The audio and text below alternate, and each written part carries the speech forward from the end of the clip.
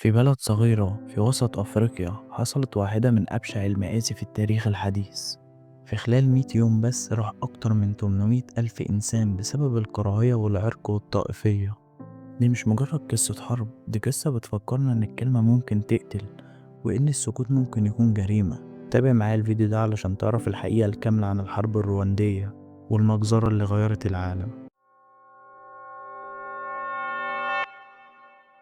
قبل الاستعمار رواندا كانت مجتمع زراعي بسيط، مقسم لثلاث مجموعات رئيسية: التوتسي والهوتو والتوا.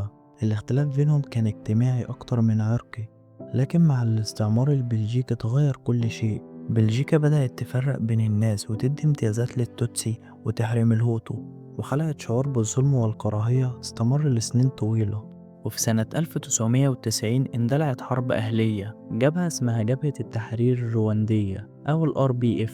معظم أعضائها من التوتسي اللاجئين في أوغندا دخلوا رواندا بالسلاح علشان يرجعوا حقوقهم. الحرب استمرت 3 سنين بين الجبهة وجيش الحكومة اللي كان بيسيطر عليه الهوتو، وفي 1993 تم توقيع اتفاق سلام، لكن السلام كان هش وضعيف جدا.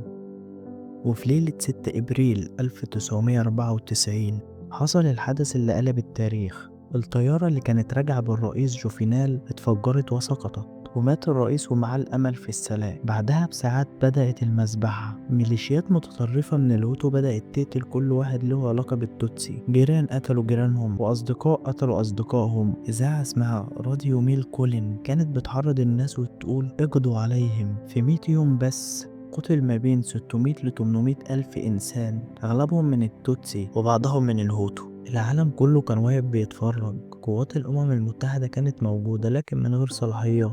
الناس كانت بتموت كل يوم والعالم كان ساكت. استمرت جبهة التحرير الرواندية في القتال، وفي يوليو 1994 سيطرت على العاصمة كيغالي وانتهت الحرب. لكن رواندا كانت اتدمرت وملايين من الناس هربوا من البلاد.